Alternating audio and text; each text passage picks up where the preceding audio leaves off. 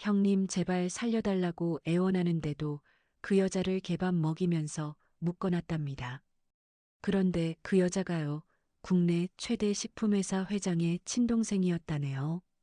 처음 그 얘기를 들었을 때 저는 솔직히 믿지 않았습니다. 아무리 세상이 무섭다지만 사람을 그렇게까지 짐승처럼 가둬놓고 살 수 있나 싶었거든요. 그런데 며칠 뒤 제가 직접 그 지하 창고 문을 열어보게 되면서 제 인생도 완전히 뒤집혀 버렸습니다. 안녕하세요. 저는 경기도 외곽의 작은 재개발 전문 인터넷 신문사에서 일하고 있는 49살 김성호라고 합니다. 원래는 철거촌 문제나 노인 복지 사각지대 같은 걸 취재하면서 먹고 살던 평범한 기자였어요. 그런데 이번 일만큼은 아직도 악몽처럼 머릿속에 남아 있습니다. 여러분은 만약 가족을 잃어버린 채 20년을 살다가 어느 날 그 가족에게 우리 옆에서 개밥을 먹으며 살고 있는 모습을 보게 된다면 어떠실 것 같습니까? 저는 아직도 그 질문에 답을 못 하겠습니다.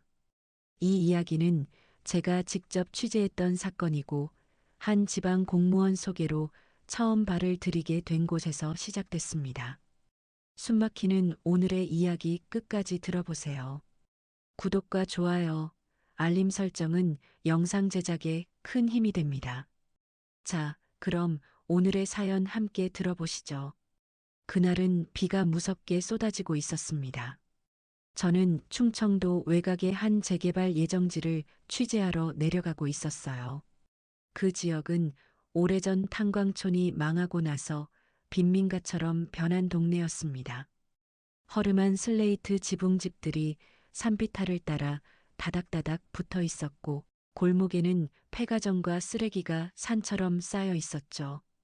젊은 사람들은 다 떠났고 노인들과 술주정뱅이들만 남아 사는 동네였습니다.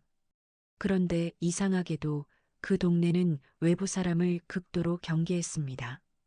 차를 세우자마자 허름한 점퍼를 입은 남자들이 담배를 피우며 저를 노려봤어요.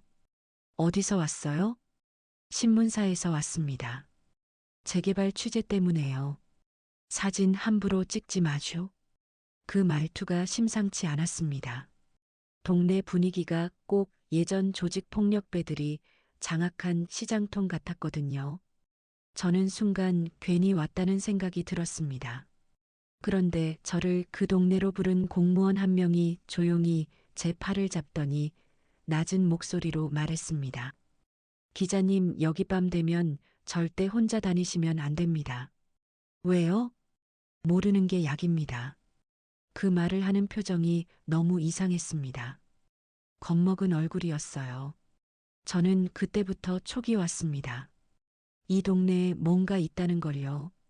그날 저녁 저는 동네 입구 허름한 여관에 짐을 풀었습니다. 벽지는 곰팡이로 검게 변해 있었고 보일러도 제대로 안 됐어요.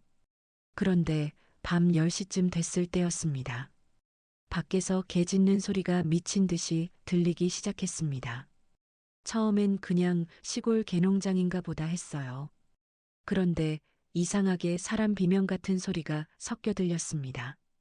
짧게 끊어지는 울음소리였어요. 저는 순간 녹음기를 들고 밖으로 나갔습니다. 비는 여전히 억수처럼 쏟아지고 있었고 골목은 진흙탕이 되어 있었습니다. 소리를 따라 올라가자 산비탈 끝에 녹슨 철문 하나가 보였습니다. 철문 뒤쪽에는 커다란 개농장이 있었습니다. 비린내와 썩은 냄새가 코를 찔렀어요. 개들은 쇠창살 안에서 미친 듯 짖고 있었고 전등 하나가 깜빡이고 있었습니다. 그런데 그 안에서 남자들 웃음소리가 들렸습니다. 도망가 봐야 어디 가냐? 야, 개밥이나 줘. 순간 저는 몸이 굳었습니다. 그리고 잠시 뒤였습니다. 철문 아래쪽 좁은 틈 사이로 사람 손 하나가 보였어요. 여자 손이었습니다. 손목에는 시퍼런 멍이 가득했고 쇠사슬 같은 자국도 보였습니다. 저는 숨을 죽인 채 철문 안쪽을 바라봤습니다. 그러자 누군가 여자를 거칠게 발로 차는 모습이 보였습니다. 빨리 안 움직여. 죄송합니다. 여자 목소리는 거의 기어 들어가듯 떨리고 있었습니다. 저는 본능적으로 휴대폰 카메라를 켰습니다. 하지만 그 순간 뒤에서 누군가 제 어깨를 확 잡았습니다. 정말 심장이 멎는 줄 알았습니다. 돌아보니 덩치 큰 남자가 서 있었습니다. 목에는 용 문신이 있었고 술 냄새가 진동했어요. 못 찍어요, 지금. 저는 순간 말을 더듬었습니다. 아니, 그냥 길 잃어서. 남자는 저를 한참 노려봤습니다. 눈빛이 정말 위험했습니다. 그러더니 갑자기 제 휴대폰을 빼앗아 바닥에 던져버렸습니다. 휴대폰 액정이 그대로 박살났습니다. 기자 새끼지? 순간 등골이 서늘해졌습니다. 제가 기자라는 걸 어떻게 알았는지 모르겠더군요. 남자는 그대로 제 멱살을 잡았습니다. 여기서 본 거 입 털면 죽습니다. 그때 안쪽에서 다른 남자 목소리가 들렸습니다. 칠성 형님, 그 여자 또 쓰러졌어요. 칠성, 그 이름이 처음 나온 순간이었습니다. 덩치 큰 남자가 욕을 내뱉으며 안쪽으로 뛰어들어갔습니다. 저는 그 틈을 타 미친 듯 도망쳤어요. 빗길에서 몇 번이나 넘어졌습니다. 심장은 터질 것 같았고 손은 벌벌 떨렸습니다. 여관으로 돌아온 뒤에도 한동안 숨이 안 쉬어졌습니다. 그런데 새벽 2시쯤이었을까요? 여관 방문을 누가 조용히 두드렸습니다. 저는 겁이 나서 숨도 못 쉬고 있었어요. 그런데 문 밖에서 아주 작은 여자 목소리가 들렸습니다. 기자님 맞으세요? 저는 조심스럽게 문을 열었습니다. 그러자 우비를 뒤집어 쓴 중년 여자가 떨고 서 있었습니다. 얼굴은 퉁퉁 부어 있었고 입술은 터져 있었습니다. 그 여자는 계속 뒤를 불안하게 돌아봤습니다. 잠깐만요, 잠깐만. 그녀는 떨리는 손으로 주머니 안에서 낡은 사진 한 장을 꺼냈습니다. 사진 속에는 어린 남매가 웃고 있었습니다. 그리고 그 밑에는 이름 하나가 적혀 있었어요. 강태준. 순간 저는 숨이 멎는 줄 알았습니다. 대한민국 사람이라면 모를 수 없는 이름이었거든요. 국내 최대 식품 기업 태성그룹 회장. 뉴스에 매일 나오는 그 강태준 말입니다. 그런데 여자는 눈물을 흘리며 제 손을 붙잡았습니다. 제발 우리 오빠한테 살아있다고만 전해주세요. 그 순간 저는 이 사건이 단순한 빈민가 폭행 사건이 아니라는 걸 직감했습니다. 그날 새벽 저는 거의 뜬 눈으로 밤을 새웠습니다. 비에 젖은 우비 차림으로 여관을 찾아왔던 그 중년 여자 얼굴이 자꾸 떠올랐기 때문입니다. 특히 마지막에 제 손을 붙잡고 했던 말이 계속 귓가를 맴돌았어요. 오빠한테 살아있다고만 전해주세요. 솔직히 처음엔 반신반의했습니다. 세상에는 정신적으로 아픈 사람도 많고 재벌가 친척이라고 거짓말하는 사람도 적지 않으니까요. 하지만 사진 속 어린 남매 모습은 이상할 정도로 자연스러웠습니다. 무엇보다 그 여자 눈빛이 자꾸 마음에 걸렸어요. 거짓말하는 사람 눈빛이 아니었습니다.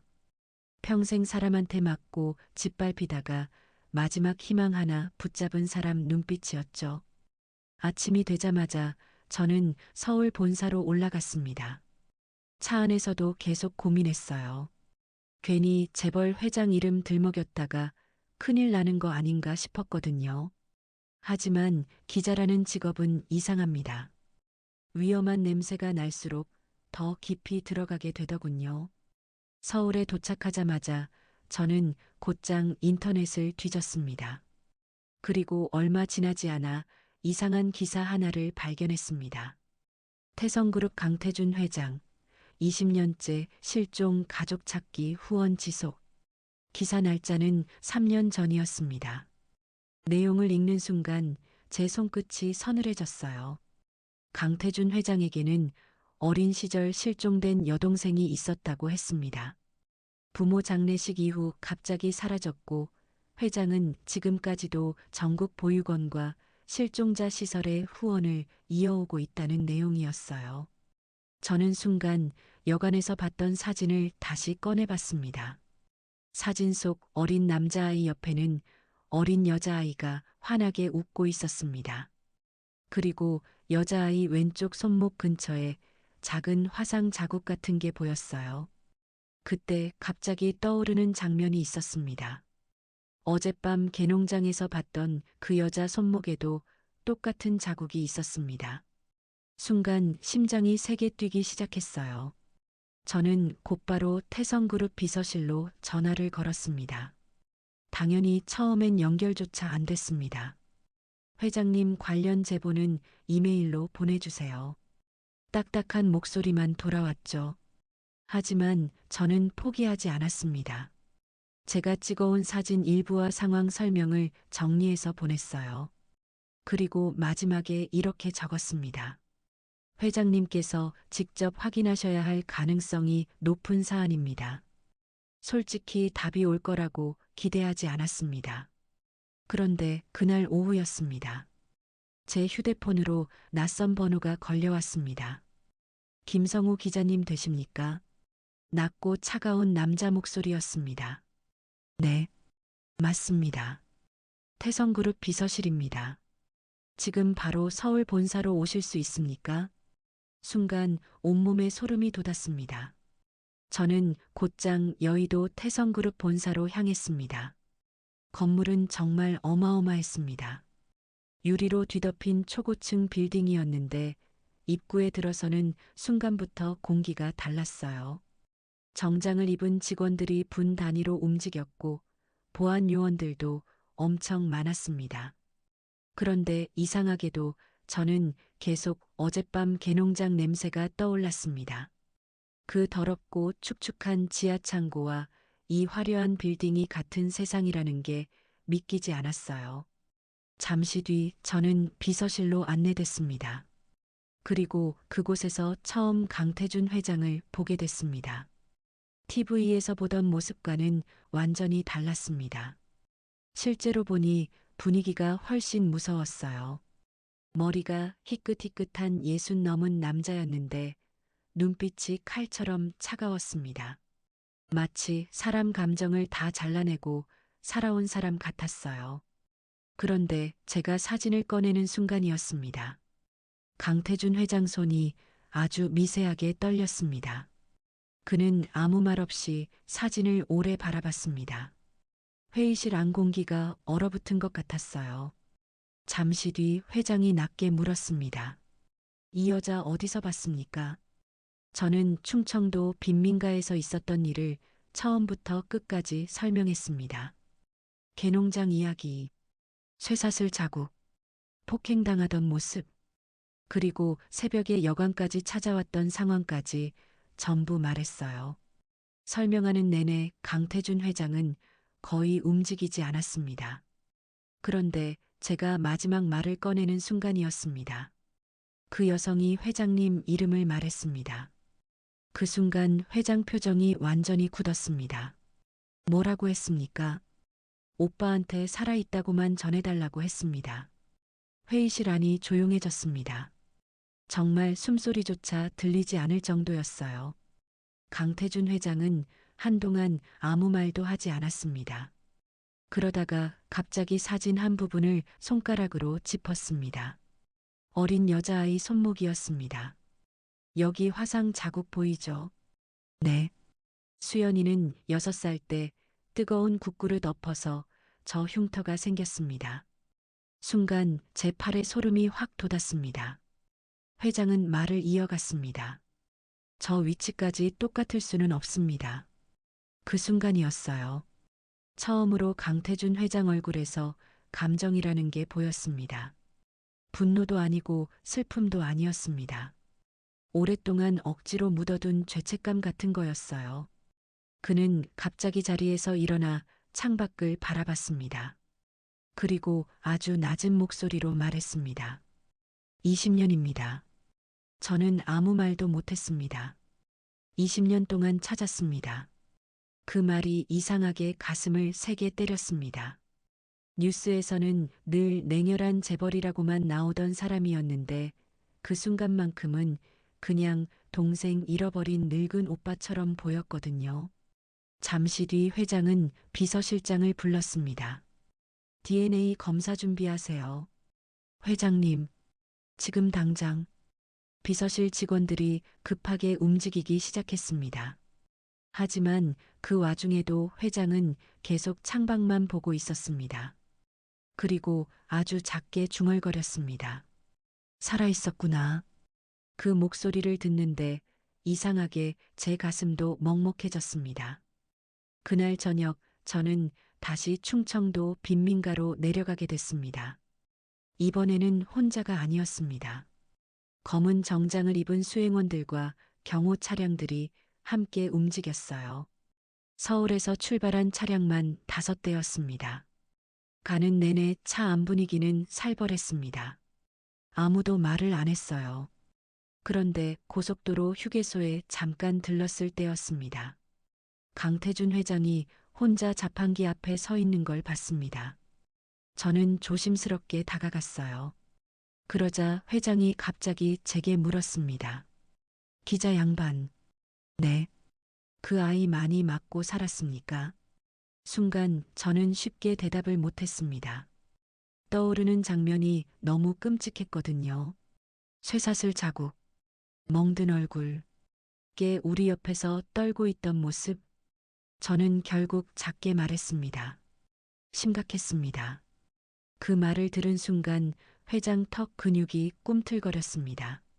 그리고 그는 조용히 종이컵을 구겨버렸습니다. 정말 조용한 동작이었는데도 섬뜩했습니다. 그때 저는 처음 느꼈습니다. 이제부터 진짜 무서운 일이 시작되겠구나 하고요. 그리고 그 예상은 정확했습니다. 우리가 다시 그 빈민가에 도착했을 때 마을 입구에는 이미 덩치 큰 남자들이 줄지어 서 있었습니다. 우리가 빈민가 입구에 도착했을 때는 이미 밤이 깊어져 있었습니다. 산비탈 아래로 오래된 슬레이트 지붕들이 빽빽하게 늘어서 있었고 비에 젖은 골목은 온통 시커먼 진흙탕이 되어 있었어요. 그런데 이상한 건 동네 분위기였습니다. 사람 사는 동네인데도 지나치게 조용했어요. 마치 누가 일부러 숨죽이고 있는 것 같은 느낌이 들었습니다. 검은 승합차 5대가 골목 입구에 멈춰 서자 여기저기 숨어 있던 남자들이 슬금슬금 모습을 드러냈습니다. 다들 인상이 험악했어요. 팔에는 문신이 보였고 담배를 문 채 노골적으로 우리를 노려봤습니다. 강태준 회장은 차에서 내리자마자 주변을 한번 훑어봤습니다. 그 눈빛이 정말 싸늘했습니다. 보통 사람이라면 이런 분위기에서 겁부터 먹었을 텐데 그 사람은 오히려 더 조용해지더군요. 마치 분노를 억지로 눌러 담고 있는 느낌이었습니다. 그때 덩치 큰 남자 하나가 앞으로 걸어 나왔습니다. 제가 개농장에서 봤던 바로 그 남자였어요. 목에 용 문신이 있던 놈이었습니다. 남자는 침을 바닥에 탁 뱉더니 비웃듯 말했습니다. 밤에 남의 동네 와서 뭐 하는 겁니까? 회장 수행원 하나가 앞으로 나섰지만 강태준 회장이 손으로 막았습니다. 그리고 아주 낮은 목소리로 물었어요. 박칠성 어디 있습니까? 순간 남자 표정이 굳었습니다. 그 반응만 봐도 알 수 있었어요. 박칠성이 이 동네 진짜 주인이라는 걸요. 남자는 잠깐 회장을 위아래로 훑어보더니 피식 웃었습니다. 아저씨가 누군데 칠성 형님을 찾아? 그 순간 뒤에 서 있던 비서실장이 조용히 한마디 했습니다. 태성그룹 강태준 회장님이십니다. 그 말이 떨어지자 분위기가 묘하게 변했습니다. 남자들 얼굴에 순간 당황한 기색이 스쳤어요. 아무리 지방 조폭이라도 강태준 이름 정도는 알고 있었던 겁니다. 하지만 그렇다고 물러날 분위기는 아니었습니다. 오히려 더 험악해졌어요. 재벌 회장이 여기까지는 왜 왔대? 여기 땅 사려고 왔나 보지. 남자들이 킬킬거리며 웃었습니다. 그런데 강태준 회장은 웃지도 화내지도 않았습니다. 그냥 한마디만 했어요. 내 동생 데리러 왔습니다. 그 말이 떨어지는 순간 골목 분위기가 얼어붙었습니다. 남자들 눈빛이 동시에 흔들렸어요. 저는 그때 확신했습니다. 저 인간들이 다 알고 있구나 하고요. 잠시 뒤 골목 안쪽에서 발소리가 들렸습니다. 사람들이 양옆으로 슬슬 비키기 시작했어요. 그리고 검은 우산을 쓴 중년 남자 하나가 천천히 걸어 나왔습니다. 그 사람이 박칠성이었습니다. 쉰 중반쯤 되어 보였는데 몸집이 엄청 컸어요. 배는 불룩 나왔고 얼굴에는 칼자국까지 있었습니다. 무엇보다 눈빛이 정말 잔인했어요. 사람을 사람으로 안 보는 눈이었습니다. 박칠성은 강태준 회장을 보더니 피식 웃었습니다. 이야, TV에서만 보던 양반을 여기서 다 보네. 강태준 회장은 가만히 그를 바라봤습니다. 강수연 어디 있습니까? 박칠성은 담배를 피워 물며 일부러 시간을 끌었습니다. 그 이름을 여기서 듣네. 데리고 나와. 회장 양반. 박칠성이 연기를 내뿜으며 웃었습니다. 사람 잘못 찾은 거 아냐? 순간 강태준 회장 눈빛이 달라졌습니다. 차갑게 식어버린 눈이었어요. 사진도 확인했고 DNA 검사도 들어갔습니다. 그래서 마지막으로 묻겠습니다. 회장 목소리가 낮게 가라앉았습니다. 내 동생 어디 있습니까? 그 순간 박칠성 표정이 아주 잠깐 흔들렸습니다. 하지만 금세 비웃음을 지었어요. 있긴 있어. 그 말을 듣자 제 심장이 철렁 내려앉았습니다. 정말 이 인간들이 강수연 씨를 숨기고 있었던 겁니다. 박칠성은 천천히 골목 안쪽을 가리켰습니다. 근데 말이야, 그 여자가 회장 동생이면 뭐 달라지나? 강태준 회장 표정이 완전히 굳었습니다. 그 여잔 원래 버려진 인생이야. 순간 뒤에 있던 수행원들 얼굴까지 굳어졌어요. 박칠성은 일부러 더 잔인하게 말했습니다. 맨날 맞고 굶어도 죽지도 않더라고. 저는 그 말을 듣는 순간 손이 떨렸습니다. 사람이 어떻게 저렇게 아무렇지도 않게 말할 수 있나 싶었어요. 그런데 더 충격적인 건 주변 주민들이었습니다. 다들 조용히 듣고만 있었어요. 말리는 사람 하나 없었습니다. 오히려 체념한 얼굴들이었죠. 그 동네 사람들 대부분이 박칠성 돈줄에 묶여 있다는 걸 나중에 알게 됐습니다. 노인들 병원비, 불법 대출, 일용직 소개, 심지어 쌀 배급까지 박칠성 손을 거쳐갔습니다. 그 인간이 사실상 왕처럼 군림하고 있었던 겁니다. 그때 갑자기 골목 안쪽에서 비명 소리가 들렸습니다. 짧고 날카로운 여자 비명이었습니다. 저는 순간 몸이 굳었습니다. 강태준 회장도 눈빛이 흔들렸어요. 와, 빨리 끌고 와. 누군가 소리쳤습니다. 그리고 잠시 뒤였습니다. 두 남자가 한 여자를 억지로 끌고 나왔습니다. 저는 숨이 멎는 줄 알았습니다. 강수연 씨였습니다. 처음 봤을 때보다 상태가 훨씬 심각했어요. 얼굴은 퉁퉁 부어 있었고 입술에서는 피까지 묻어 있었습니다. 발에는 슬리퍼 한 짝만 걸쳐져 있었고 손목에는 시퍼런 멍이 선명했습니다. 무엇보다 눈빛이 완전히 죽어 있었어요. 오랫동안 공포에 짓눌린 사람 눈빛이었습니다. 강수연 씨는 처음엔 고개를 숙이고 있다가 천천히 앞을 봤습니다. 그리고 강태준 회장을 보는 순간 몸이 굳어버렸어요. 정말 시간이 멈춘 것 같았습니다. 강태준 회장도 아무 말 못했습니다. 늘 냉정하던 사람이 처음으로 표정을 숨기지 못하더군요. 눈이 빨갛게 충혈돼 있었습니다. 그런데 강수연 씨가 갑자기 뒤로 물러났습니다. 마치 귀신이라도 본 사람처럼 겁먹은 얼굴이었어요. 박칠성이 그 모습을 보고 비웃었습니다. 왜, 오빠 못 알아보겠냐? 강수연 씨는 입술을 떨었습니다. 하지만 아무 말도 못했어요. 그러자 박칠성이 갑자기 그녀 머리채를 거칠게 잡아당겼습니다. 인사 안 해? 순간 강태준 회장 표정이 완전히 변했습니다. 저는 그 눈빛을 아직도 잊지 못합니다. 분노라는 말로는 설명이 안 됐어요. 살기였습니다. 정말 사람 하나 죽일 수도 있는 눈빛이었어요. 회장은 천천히 앞으로 걸어갔습니다. 그러자 주변 조폭들이 동시에 쇠파이프를 들었습니다. 골목 분위기가 순식간에 폭발 직전까지 갔어요. 경호원들도 즉시 앞으로 붙었습니다. 그때 강수연 씨가 떨리는 목소리로 말했습니다. 오지 마세요. 그 한마디에 모두 움직임을 멈췄습니다. 강수연 씨는 겁에 질린 얼굴로 강태준 회장을 바라봤어요. 저 사람들 화나면 다 죽여요.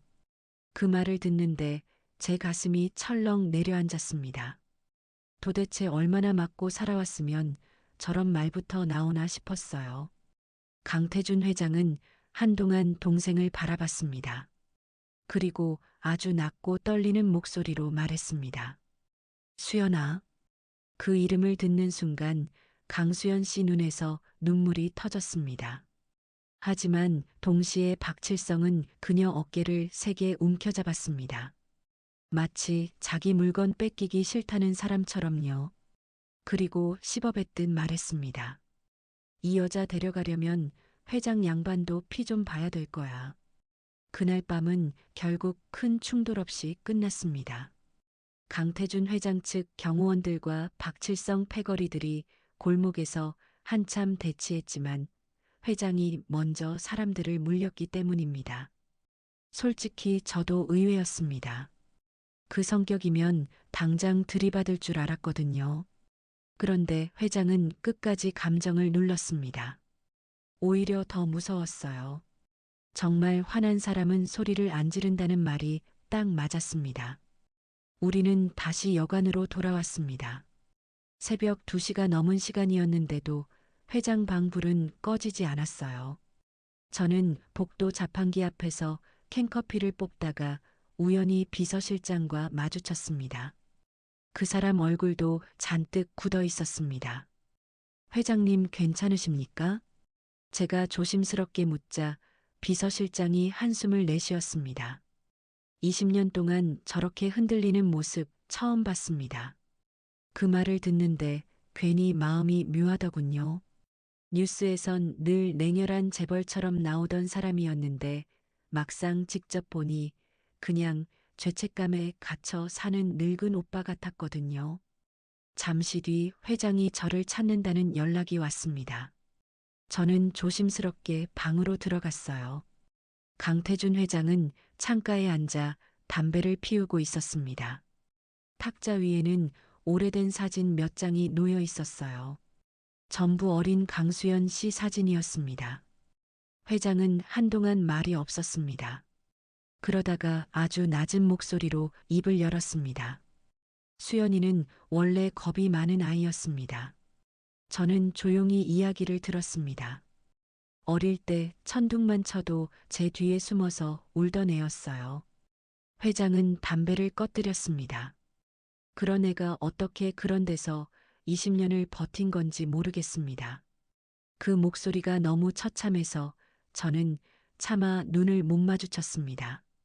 잠시 뒤 회장은 아주 오래 묻어둔 이야기를 꺼내기 시작했습니다. 강태준 회장 집안은 원래 가난했다고 했습니다. 아버지는 지방 공장에서 일했고 어머니는 시장에서 반찬 장사를 했답니다. 그래도 가족끼리는 정말 사이가 좋았다고 했어요. 특히 강태준 회장은 10살 어린 여동생 강수연 씨를 무척 아꼈다고 했습니다. 학교 끝나면 늘 손잡고 집에 데려오고 시장통에서 떡볶이도 사주고 밤마다 동화책도 읽어줬다더군요. 그런데 회장이 29 되던 해 큰 사고가 터졌습니다. 부모님이 지방 내려가던 길에 교통사고로 동시에 돌아가신 겁니다. 그때부터 집안이 완전히 무너졌다고 했어요. 장례식장에서는 친척들이 유산 문제로 싸우기 시작했습니다. 아직 장례도 안 끝났는데 집문서 이야기부터 나왔다는 겁니다. 그 얘기를 하는 회장 얼굴이 서서히 굳어졌습니다. 그날 수연이를 혼자 두면 안 됐습니다. 회장은 계속 자신을 탓했습니다. 장례 둘째 날이었습니다. 강태준 회장은 친척들과 유산 문제로 크게 다퉜고 경찰까지 왔다고 했어요. 그 정신없는 와중에 어린 강수연 씨가 갑자기 사라졌답니다. 처음엔 다들 금방 찾을 줄 알았다고 했습니다. 그런데 하루가 지나고 이틀이 지나도 아이는 돌아오지 않았습니다. 경찰 신고도 했고 전단도 뿌렸지만 흔적조차 없었다고 했어요. 그때부터 강태준 회장 인생이 완전히 달라졌습니다. 사업만 미친 듯 키우기 시작한 것도 어쩌면 죄책감 때문이었다고 했습니다. 돈이라도 많아지면 동생을 찾을 수 있을 거라 믿었던 거죠. 실제로 전국 보육원과 쉼터에 엄청난 후원을 했고 실종자 제보도 수없이 받았다고 합니다. 하지만 전부 헛수고였어요. 그렇게 20년이 지나버린 겁니다. 저는 조심스럽게 물었습니다. 혹시 누가 일부러 데려갔다고 의심하신 적은 없습니까? 그 순간 회장 눈빛이 싸늘하게 변했습니다. 있었습니다. 방 안 공기가 순간 무거워졌습니다. 회장은 천천히 이름 하나를 꺼냈습니다. 외삼촌이었습니다. 알고 보니 강 회장 외삼촌은 당시 도박 빚이 엄청났다고 했습니다. 장례식장에서도 술에 취해 돈 타령만 했답니다. 그런데 장례 끝난 직후 외삼촌도 갑자기 사라졌다고 했어요. 그 후 지방 어디선가 인신매매 조직과 엮였다는 소문까지 돌았답니다. 하지만 증거가 없었습니다. 결국 사건은 미제로 묻혔죠. 그 이야기를 듣는 순간 제 등골이 서늘해졌습니다. 설마 어린애를 빚 때문에 팔아넘긴 건가 싶었거든요. 회장은 이를 악물고 말했습니다. 수연이가 저 골목까지 흘러들어간 이유가 있을 겁니다. 그때였습니다. 비서실장이 급하게 방으로 들어왔습니다. 회장님, 무슨 일입니까? DNA 결과 나왔습니다. 순간 방 안 공기가 얼어붙었습니다. 비서실장이 떨리는 목소리로 말했습니다. 친남매 일치입니다. 그 말을 듣는 순간 강태준 회장이 눈을 감았습니다.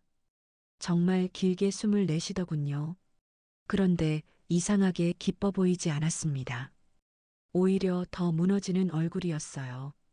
20년 동안 찾던 동생을 드디어 찾았는데 그 결과가 너무 처참했던 겁니다. 잠시 뒤 회장이 아주 조용히 말했습니다. 차 준비하세요. 지금 바로 가시게요? 네. 목소리가 너무 차가워서 비서실장도 바로 고개 숙이고 나갔습니다. 새벽 3시가 넘은 시간이었지만 모두 급하게 움직이기 시작했습니다. 저도 정신없이 따라 나섰어요. 그런데 여관 앞에 도착했을 때 이상한 장면을 봤습니다. 멀리 골목 입구에 사람들이 서 있었어요. 전부 박칠성 쪽 인간들이었습니다. 그들은 차 안에 탄 우리를 계속 노려보고 있었어요. 마치 감시하는 것처럼요. 그 순간 회장이 창밖을 보며 아주 낮게 말했습니다. 이미 알고 있군. 뭘 말입니까? 제가 묻자 회장이 대답했습니다. 우리가 수연이를 데려가려 한다는 걸. 그 말이 끝나자마자 회장 휴대폰이 울렸습니다. 모르는 번호였습니다. 회장이 전화를 받자 거친 남자 웃음소리가 들렸어요. 스피커폰도 아닌데 제 귀에 들릴 정도였습니다. 회장 양반, 박칠성이었습니다. 차 안 분위기가 순식간에 얼어붙었어요. 박칠성은 술 취한 목소리로 웃었습니다. 동생 찾은 기분이 어때? 강태준 회장은 아무 말도 안 했습니다. 그러자 박칠성이 다시 비웃듯 말했습니다. 근데 말이야, 그 여자 이제 사람 구실 못해. 순간 제 손에 식은땀이 났습니다. 박칠성은 계속 말을 이었습니다. 20년 동안 개처럼 살아서 그런가 겁먹으면 바닥 기어다닌다니까? 그 말을 듣는 순간 회장 손등 핏줄이 튀어나왔습니다. 하지만 끝까지 폭발하지 않았어요. 오히려 더 낮게 가라앉은 목소리로 말했습니다. 건드리지 마. 그 한마디가 정말 섬뜩했습니다. 박칠성도 잠시 웃음을 멈췄습니다. 그리고 잠깐 침묵이 흐른 뒤 다시 입을 열었습니다. 회장 양반, 내일까지 와. 뭐, 동생 데려가고 싶으면. 순간 모두 표정이 굳었습니다. 그런데 박칠성이 마지막 말을 남겼습니다. 대신 당신도 후회하게 될 거야. 다음 날 아침 빈민가는 이상할 정도로 조용했습니다. 어제까지만 해도 골목마다 술 취한 남자들이 돌아다니고 개 짖는 소리가 시끄럽게 울렸는데 그날은 마치 폭풍 전야처럼 숨죽인 분위기였어요. 하지만 저는 오히려 그 조용함이 더 무서웠습니다. 박칠성 같은 인간이 순순히 사람을 보내줄 리 없다는 걸 이제는 알겠더군요. 강태준 회장 역시 거의 한숨도 못 잔 얼굴이었습니다. 새벽부터 계속 전화가 쏟아졌어요. 서울에서는 이미 태성그룹 법무팀과 비서실이 움직이고 있었습니다. 박칠성과 연결된 불법 대출업체, 개농장 허가 문제, 빈민가, 재개발 비리 자료까지 동시에 수집하고 있었죠. 그런데 회장은 이상하게도 경찰부터 부르지는 않았습니다. 오히려 아주 조용하게 움직였어요. 정말 화난 사람 특유의 움직임이었습니다. 말은 없는데 하나씩 숨통을 조여오는 방식 말입니다. 아침 9시쯤 회장은 저와 수행원 몇 명만 데리고 다시 빈민가로 들어갔습니다. 이번에는 어제보다 분위기가 훨씬 험악했습니다. 골목 입구부터 남자들이 줄줄이 서 있었고 노인들까지 창문 뒤에서 우리를 몰래 지켜보고 있었어요. 그 눈빛들이 참 이상했습니다. 불쌍한 사람을 본 눈빛이 아니라 괜히 자기들까지 엮일까 겁먹은 눈빛이었죠. 그때 회장이 아주 낮게 중얼거렸습니다. 다 알고 있었군. 저는 순간 무슨 말인지 알 것 같았습니다. 이 동네 사람들 전부 강수연 씨가 어떻게 사는지 알고 있었던 겁니다. 그런데 모른 척 했던 거예요. 살려고, 겁나서, 혹은 박칠성 돈 몇 푼 받으려고요. 골목 끝 개농장 앞에 도착하자 박칠성이 의자 하나를 놓고 앉아 있었습니다. 마치 자기 왕국 주인처럼요. 옆에는 덩치 큰 조직원들이 쇠파이프를 들고 서 있었고 개농장 철문은 굳게 잠겨 있었습니다. 박칠성은 회장을 보자 비웃듯 웃었습니다. 약속 잘 지키네. 강태준 회장은 곧장 물었습니다. 수연이 어디 있습니까? 급하긴. 박칠성은 일부러 담배에 불을 붙이며 시간을 끌었습니다. 그리고 아주 천천히 말을 이었습니다.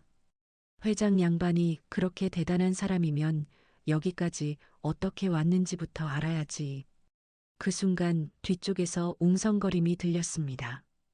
동네 주민 몇 명이 끌려 나오고 있었어요. 그 중에는 제가 처음 만났던 공무원도 있었습니다. 얼굴이 하얗게 질려 있었어요. 박칠성은 주민들을 앞에 세워놓고 비웃었습니다. 이 동네 사람들 다 먹여 살린 게 누군지 알아? 아무도 말을 못했습니다. 내가 없었으면 여기 노인들 다 굶어 죽었어. 그 말 자체는 완전히 거짓말은 아니었습니다. 박칠성은 고리대금과 불법 일자리 알선으로 동네를 장악하고 있었거든요. 문제는 그 대가가 너무 끔찍했다는 겁니다. 사람들을 빚으로 묶고 벗어나려 하면 폭행하고 신고하면 사라지게 만들었습니다. 강수연 씨도 그렇게 붙잡혀 있었던 거예요. 그때 회장이 차갑게 말했습니다.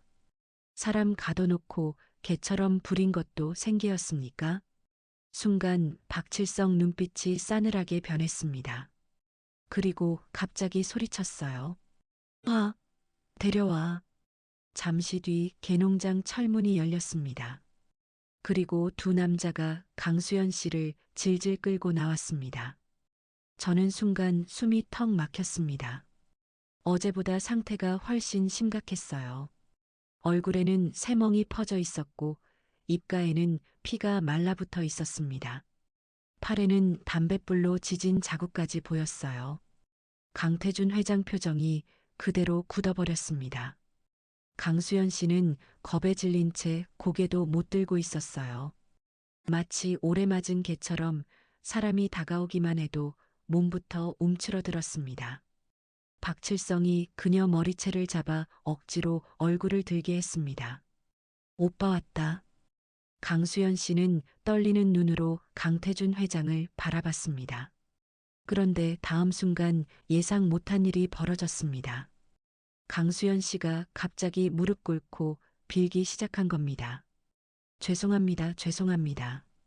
저는 순간 귀를 의심했습니다. 강태준 회장도 충격받은 얼굴이었어요. 강수연 씨는 울면서 계속 고개를 숙였습니다. 제발 그냥 가세요. 저 때문에 다쳐요. 그 말이 너무 처절해서 제 가슴까지 먹먹해졌습니다. 얼마나 공포 속에 살았으면 오빠를 보고도 도움을 청하지 못하나 싶었어요. 그런데 박칠성은 그 모습을 보며 미친 듯 웃었습니다. 맞지? 그리고 강수연 씨 머리를 거칠게 밀쳤습니다. 얘는 이제 사람도 아니야. 순간 강태준 회장이 앞으로 한 걸음 나왔습니다. 경호원들이 동시에 긴장했어요. 회장은 아주 낮은 목소리로 말했습니다. 손 치워. 그 한마디에 공기가 얼어붙었습니다. 박칠성도 순간 웃음을 멈췄어요. 하지만 곧 다시 비웃었습니다. 회장 양반. 그는 강수연 씨 어깨를 붙잡은 채 일부러 자극하듯 말했습니다. 이 여자 데려가려면 돈 좀 써야지. 얼마면 됩니까? 돈 얘기 아니야. 박칠성이 입꼬리를 올렸습니다. 당신 무너지는 거 보고 싶거든. 그 순간이었습니다. 멀리서 경찰차 사이렌 소리가 들리기 시작했어요. 박칠성 얼굴이 순간 굳었습니다. 동시에 골목 끝에서 검은 승합차 여러 대가 들어왔습니다. 태성그룹 법무팀 사람들이었습니다. 그리고 기자들까지 몰려오기 시작했어요. 카메라 플래시가 번쩍거리자 동네 분위기가 완전히 뒤집혔습니다. 박칠성 조직원들이 술렁이기 시작했어요. 그때 법무팀 직원 하나가 서류철을 들고 외쳤습니다. 박칠성 씨, 불법 감금과 특수폭행 혐의로 고발 접수됐습니다. 순간 박칠성 얼굴이 확 일그러졌습니다. 하지만 더 큰 문제는 그 다음이었습니다. 골목 주민 한 명이 갑자기 경찰 쪽으로 뛰어나온 겁니다. 허리 굽은 70대 노인이었어요. 그 노인은 떨리는 목소리로 외쳤습니다. 저 여자 살려주세요. 모두가 얼어붙었습니다. 노인은 울면서 말했습니다. 밤마다 죽는 소리 들렸어요. 그런데 무서워서 신고 못했어요. 그 순간 분위기가 완전히 바뀌었습니다. 숨죽이고 있던 주민들이 하나둘 입을 열기 시작했어요. 맨날 끌고 다녔어요. 도망가면 죽인다고 했어요. 개밥 먹는 것도 봤어요. 증언이 쏟아지기 시작했습니다. 박칠성 얼굴이 점점 굳어갔어요. 그리고 바로 그때였습니다. 강수연 씨가 갑자기 비틀거리며 쓰러졌습니다. 강태준 회장이 본능적으로 그녀를 붙잡았어요. 그 순간 강수연 씨 옷소매가 걷히면서 팔 안쪽이 드러났습니다. 저는 그걸 보고 숨이 멎는 줄 알았습니다. 팔 안쪽에 오래된 칼 자국과 담뱃불 자국이 빼곡하게 남아 있었거든요. 강태준 회장 손이 그대로 굳었습니다. 그리고 다음 순간 그 사람이 처음으로 감정을 터뜨렸습니다. 누가? 목소리가 떨렸어요. 누가 이렇게 만들었어? 강수연 씨는 정신이 반쯤 나간 얼굴로 울기만 했습니다. 그 모습을 본 강태준 회장 눈빛이 완전히 변했습니다. 저는 그때 직감했습니다. 이제부터는 단순한 구조가 아니라고요. 20년 동안 참아온 죄책감과 분노가 이제 진짜 폭발하기 시작했다는 거요. 강수연 씨가 쓰러진 뒤 빈민가는 완전히 아수라장이 됐습니다. 경찰차와 구급차가 골목 입구를 가득 메웠고 기자들은 서로 먼저 사진을 찍겠다고 밀치고 있었어요. 박칠성 조직원들 몇 명은 도망치다가 경찰에 붙잡혔고 몇몇은 아예 골목 담벼락 뒤로 숨어버렸습니다. 그런데도 박칠성은 끝까지 버티고 있었습니다. 마치 아직도 상황이 자기 손안에 있다고 믿는 사람처럼요. 구급대원들이 강수연 씨를 들것에 옮기려 하자 박칠성이 갑자기 앞으로 튀어나왔습니다. 어딜 데려가? 순간 경찰들이 동시에 그를 막아섰습니다. 하지만 박칠성은 미친 사람처럼 소리 질렀어요. 저 여자는 내 마누라야. 그 말이 골목에 울려 퍼졌습니다. 듣고 있던 주민들 얼굴까지 굳어버렸어요. 강태준 회장은 아무 말 없이 동생 곁에 무릎 꿇고 앉아 있었습니다. 그런데 강수연 씨 상태가 생각보다 심각했습니다. 고열까지 올라 있었고 영양실조 증세도 심했어요. 구급대원이 급하게 말했습니다. 지금 바로 병원 안 가면 위험합니다. 그 순간 강태준 회장이 처음으로 박칠성을 똑바로 바라봤습니다. 저는 그 눈빛을 보고 등골이 서늘해졌습니다. 정말 사람 죽일 수도 있는 눈빛이었거든요. 그런데도 회장은 끝까지 감정을 눌렀습니다. 아주 낮은 목소리로만 말했어요. 지금부터 당신 인생 끝났습니다. 박칠성은 순간 움찔했지만 이내 이를 드러내며 웃었습니다. 회장 양반. 그는 일부러 비웃듯 말했습니다. 그 여자 이제 폐인이라니까? 강태준 회장 손등 핏줄이 꿈틀거렸습니다. 하지만 그는 대답하지 않았어요. 대신 조용히 자기 코트를 벗어 강수연 씨 몸 위에 덮어줬습니다. 그 장면이 이상하게 가슴을 세게 치더군요. 20년 만에 찾은 동생이었는데 해줄 수 있는 게 추위를 막아주는 것밖에 없었던 겁니다. 구급차 문이 닫히기 직전이었습니다. 강수연 씨가 희미하게 눈을 떴어요. 그리고 떨리는 손으로 강태준 회장 옷깃을 아주 약하게 붙잡았습니다. 회장은 그대로 움직이지 못했습니다. 강수연 씨 입술이 천천히 떨렸습니다. 오빠, 그 한마디가 나오는데 정말 주변 공기까지 멈춘 것 같았습니다. 강태준 회장 얼굴이 무너졌어요. 그 차갑던 사람이 순간 그냥 늙은 오빠가 되어버렸습니다. 회장은 떨리는 목소리로 대답했습니다. 그래 오빠다. 강수연 씨 눈에서 눈물이 흘러내렸습니다. 죄송해요. 그 말을 듣는 순간 저는 숨이 턱 막혔습니다. 왜 피해자가 사과를 하나 싶었거든요. 그런데 나중에 알게 됐습니다. 오랫동안 학대당한 사람들은 자기가 맞을 짓을 했다고 믿게 된다고요. 강태준 회장은 급하게 고개를 저었습니다. 아니다. 목소리가 갈라져 있었습니다. 미안한 건 오빠야.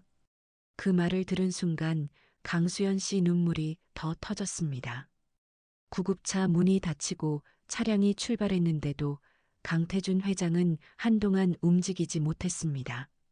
저는 그 뒷모습을 보며 이상하게 가슴이 먹먹했습니다. 재벌 회장도 결국 가족 앞에서는 평범한 사람과 다를 게 없구나 싶었거든요. 하지만 그날 진짜 충격은 그 뒤부터 시작됐습니다. 경찰이 개농장 내부를 수색하기 시작했는데 안에서 끔찍한 것들이 쏟아져 나온 겁니다. 지하 창고에는 녹슨 쇠사슬과 전기 충격기까지 발견됐습니다. 벽에는 피 자국이 남아 있었고 오래된 여성 옷가지들도 한가득 나왔어요. 경찰들 표정까지 굳어졌습니다. 한 형사가 조용히 말하더군요. 이건 단순 폭행 수준이 아닙니다. 그 말이 무슨 뜻인지 곧 알게 됐습니다. 개농장 장부를 뒤지던 중 다른 여성 이름들이 발견된 겁니다. 몇몇은 이미 실종 신고가 돼 있었어요. 박칠성은 단순 조폭이 아니었습니다. 가난한 여자들을 데려와 감금하고 노동시키는 인간 쓰레기였던 겁니다. 그 사실이 드러나자 빈민가 주민들도 크게 흔들리기 시작했습니다. 특히 노인들 몇 명은 결국 울면서 경찰 앞에 무릎까지 꿇었습니다. 우린 무서워서 그랬어요. 신고하면 죽는다고 했어요. 그 말이 틀린 건 아니었습니다. 실제로 박칠성에게 맞다가 사라진 사람 이야기도 하나둘 나오기 시작했거든요. 하지만 그렇다고 죄가 없어지는 건 아니었습니다. 강수연 씨가 개처럼 끌려다닐 때 모두 외면했던 것도 사실이니까요. 그날 저녁 뉴스 속보가 전국으로 퍼졌습니다. 태성그룹 강태준 회장, 20년 전 실종된 여동생 발견, 충청도 빈민가 개농장서 불법 감금 의혹, 조직폭력배 박칠성 긴급 체포, 대한민국이 완전히 뒤집혔습니다. 인터넷 댓글도 폭발했어요. 사람을 어떻게 저렇게 살게 하냐? 저건 악마지 인간이 아니다. 동생 찾은 오빠 마음 찢어진다. 그런데 이상하게도 강태준 회장은 뉴스에는 거의 나오지 않았습니다. 인터뷰 요청도 전부 거절했어요. 그 사람은 지금 세상 체면 따위 신경 쓸 상황이 아니었던 겁니다. 그날 밤 저는 병원으로 갔습니다. 강수연 씨는 중환자실 옆 특별병실에 있었어요. 병실 앞에는 경호원들까지 서 있었습니다. 아마 박칠성 쪽에서 무슨 짓 할까봐 막는 것 같았어요. 잠시 뒤 병실 문이 열렸습니다. 강태준 회장이 천천히 밖으로 나왔어요. 그런데 얼굴이 완전히 달라져 있었습니다. 하루 사이에 몇 년은 늙은 사람 같았어요. 저는 조심스럽게 물었습니다. 상태는 어떻습니까? 회장은 잠시 대답을 못했습니다. 그리고 아주 낮게 말했습니다. 수연이가. 목소리가 떨렸어요. 불 꺼지면 숨습니다. 순간 제 가슴이 철렁 내려앉았습니다. 회장은 힘겹게 말을 이어갔습니다. 사람 발소리만 들려도 몸을 떱니다. 그 말을 듣는데 머리가 멍해졌습니다. 도대체 어떤 시간을 살았길래 사람이 저렇게 망가질 수 있나 싶었거든요. 잠시 침묵하던 강태준 회장이 다시 입을 열었습니다. 기자 양반. 네. 수연이 저렇게 만든 사람들. 그는 천천히 병실 안을 돌아봤습니다. 그리고 아주 차갑게 말했습니다. 전부 대가 치르게 할 겁니다. 그 순간 저는 알았습니다. 이 이야기는 아직 끝난 게 아니라는 걸요. 오히려 진짜 복수는 이제부터 시작이라는 걸요. 강태준 회장이 전부 대가 치르게 하겠다라고 말한 다음 날부터 분위기는 완전히 달라졌습니다. 그 전까지는 단순한 폭행 사건 정도로 다뤄지던 일이었는데 갑자기 전국 뉴스가 연일 그 빈민가 이야기를 쏟아내기 시작했어요. TV에서는 하루 종일 개농장 화면이 나왔고 박칠성 얼굴도 계속 공개됐습니다. 무엇보다 사람들을 충격에 빠뜨린 건 강수연 씨 사진이었습니다. 뼈만 남은 몸, 멍투성이 얼굴, 쇠사슬 자국이 남은 손목. 사람들은 믿지 못하겠다는 반응이었어요. 2026년에 저런 일이 가능하냐? 영화도 저렇게는 못 만든다. 인터넷은 완전히 뒤집혔습니다. 그런데 이상하게도 강태준 회장은 단 한 번도 공개석상에 나오지 않았습니다. 기자회견도 안 했고 인터뷰도 거절했어요. 그 사람은 매일 병원만 오갔습니다. 저도 며칠 동안 병원 근처를 드나들며 취재를 이어갔는데 볼 때마다 마음이 묘했습니다. 그 거대한 재벌 회장이 하루 종일 병실 의자에 앉아만 있었거든요. 회의도 대부분 화상으로 처리했다고 들었습니다. 강수연 씨 상태는 조금씩 안정되고 있었지만 정신적인 충격은 심각했습니다. 간호사 말로는 밤마다 악몽을 꾼다고 했어요. 조금만 큰 소리가 나도 몸을 움츠렸고 누가 뒤에서 다가오기만 해도 겁에 질렸습니다. 특히 남자 간호사가 가까이 오면 숨까지 제대로 못 쉰다고 했어요. 20년 동안 몸에 배어버린 공포였습니다. 그런데 어느 날 밤 저는 병실 앞에서 이상한 장면을 봤습니다. 강태준 회장이 직접 죽을 시켜서 동생에게 떠먹여주고 있었어요. 강수연 씨는 처음엔 숟가락만 봐도 겁먹은 얼굴을 했습니다. 아마 개농장에서 밥 먹을 때마다 맞았던 기억 때문이겠죠. 그런데 강태준 회장이 아주 조용히 말하더군요. 천천히 먹어. 그 목소리가 참 이상했습니다. 뉴스에서 듣던 냉정한 회장 목소리가 아니었어요. 정말 어린 동생 달래는 오빠 같았습니다. 강수연 씨는 한참 망설이다가 겨우 한 숟갈을 먹었습니다. 그리고 갑자기 눈물을 터뜨렸어요. 죄송해요. 또 그 말이었습니다. 사과부터 하는 습관. 강태준 회장은 고개를 세게 저었습니다. 다신 그런 말 하지 마. 하지만 강수연 씨는 계속 울었습니다. 저 때문에 오빠 망신당했잖아요. 그 말을 듣는데 제 가슴까지 먹먹해졌습니다. 피해자가 자기 존재 자체를 죄처럼 여기고 있었던 겁니다. 강태준 회장은 한동안 말이 없었습니다. 그러다가 조용히 동생 손을 잡았습니다. 수연아. 강수연 씨가 떨리는 눈으로 오빠를 바라봤습니다.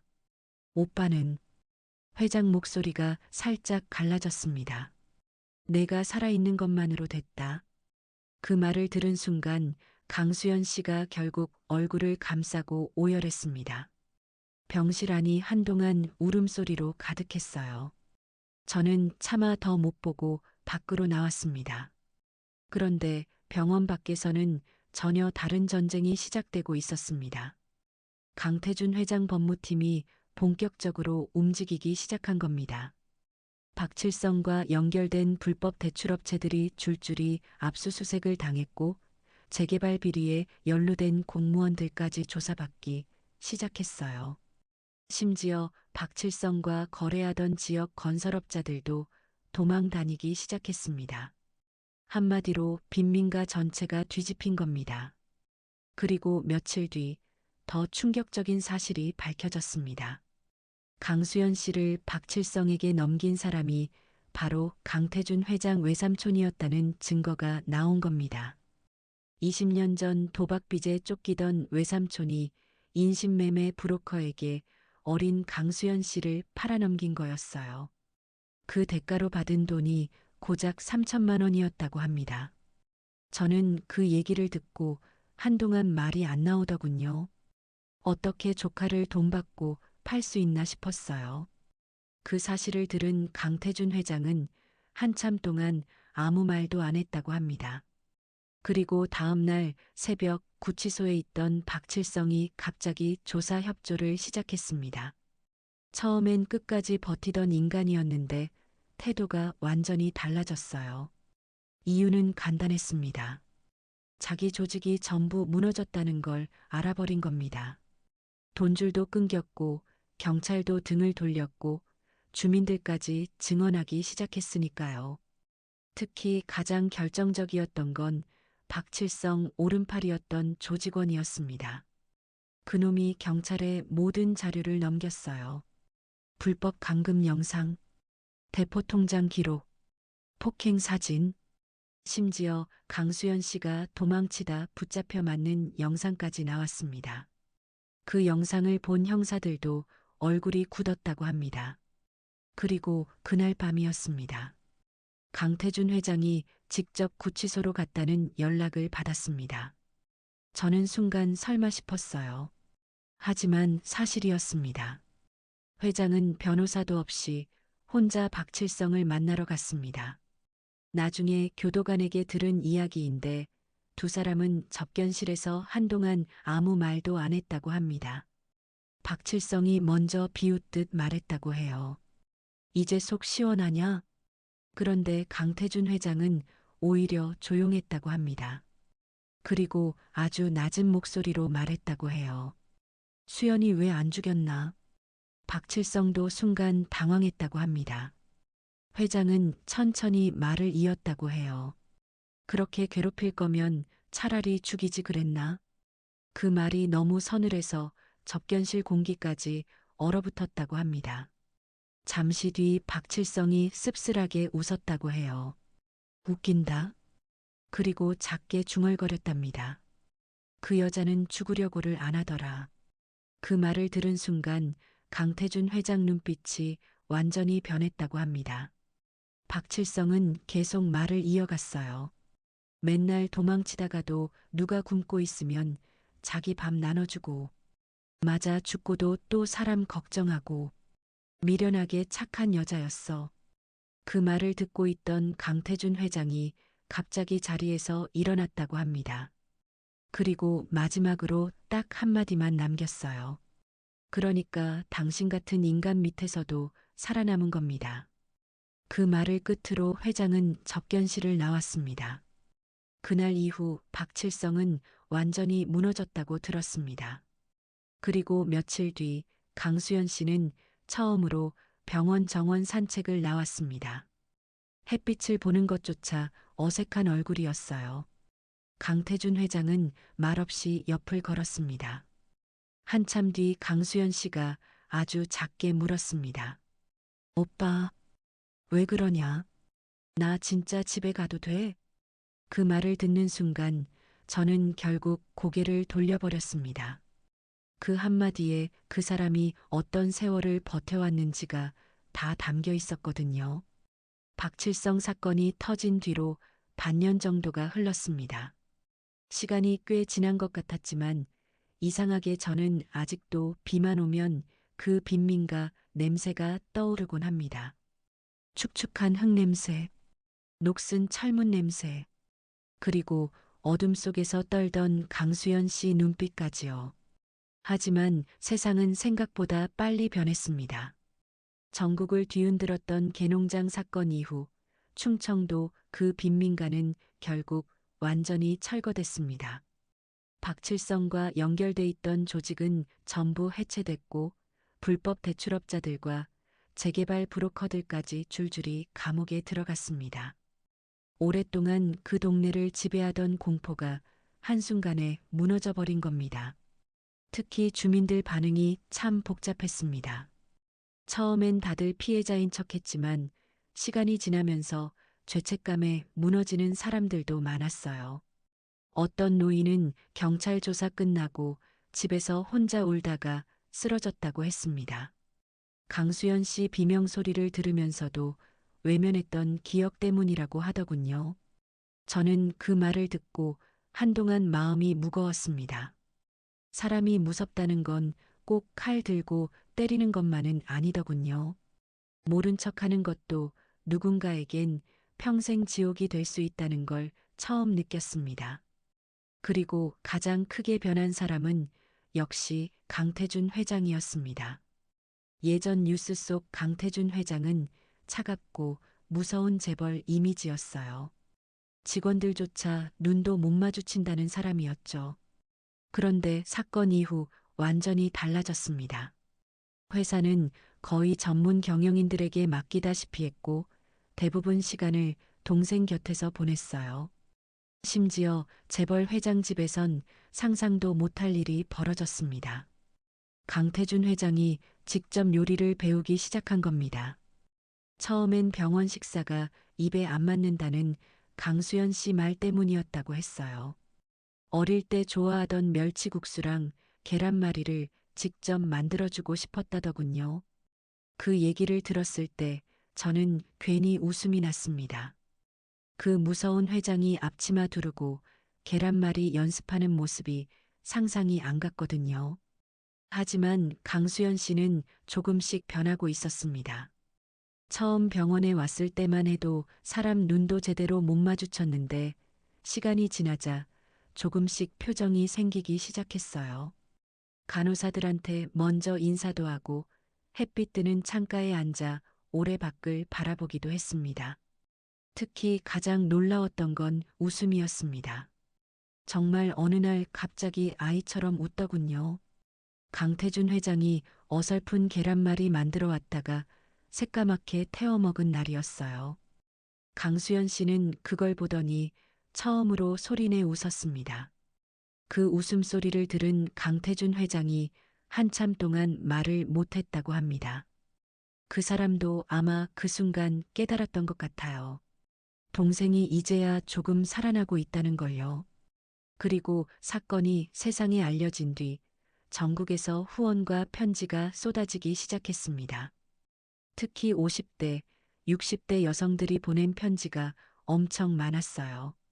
나도 남편한테 맞고 살았습니다. 그 시절엔 참고 사는 게 당연한 줄 알았습니다. 수연 씨 꼭 행복해지세요. 강수연 씨는 처음엔 그런 편지도 무서워했습니다. 자기 같은 사람한테 왜 이런 마음을 보내주는지 이해를 못했거든요. 하지만 어느 날부터 하나씩 읽기 시작했어요. 그리고 읽다가 자꾸 울었습니다. 저는 그 모습을 보며 참 묘한 생각이 들었습니다.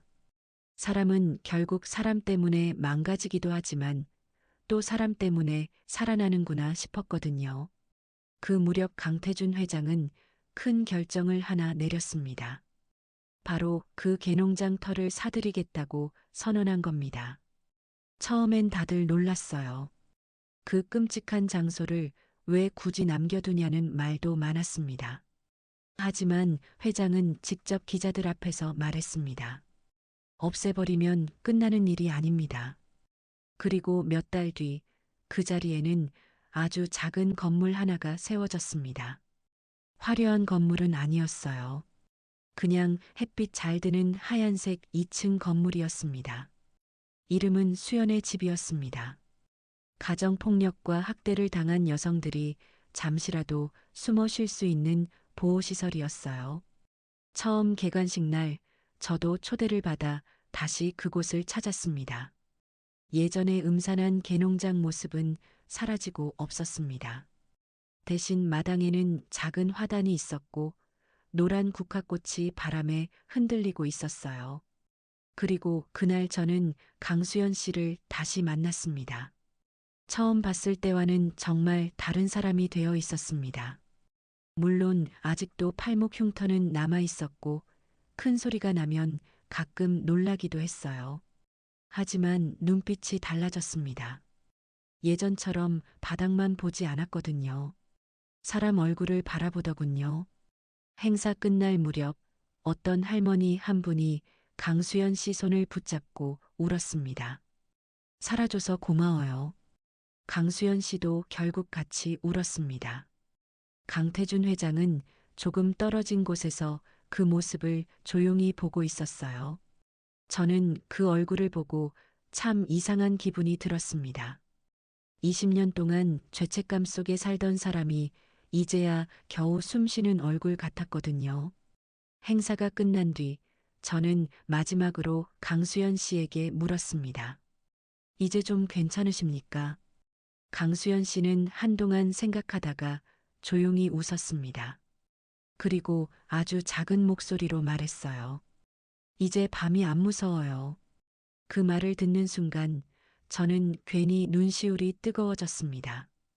그 사람은 평생 어둠 속에서 살았던 거잖아요.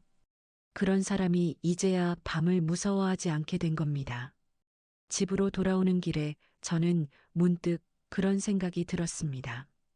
가족이라는 건 결국 끝까지 찾아주는 사람 아닐까 하고요. 세상이 다 버려도 단 한 사람만 포기하지 않으면 사람은 다시 살아갈 수 있는 건지도 모르겠습니다. 그리고 저는 지금도 가끔 그곳을 지나갑니다.